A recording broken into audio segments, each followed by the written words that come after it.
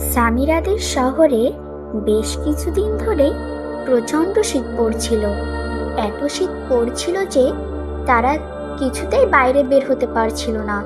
আর মাঝে মাঝে রাত্রে তো প্রচণ্ড তুষারপাত হতো।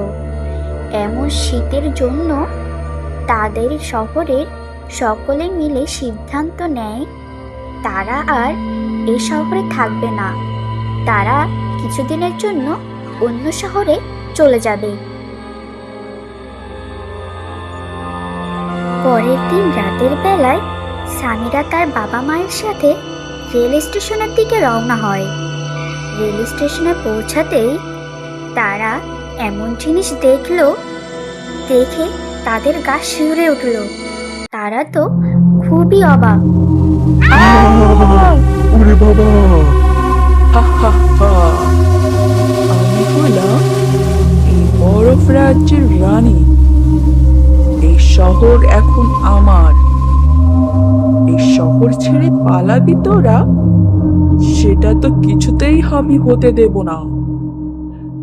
এই শহরে এখন আমার কথাই চলবে। আর যে এই শহর ছেড়ে পালাতে চাইবে তাকেই আমি বরফ বানিয়ে দেব।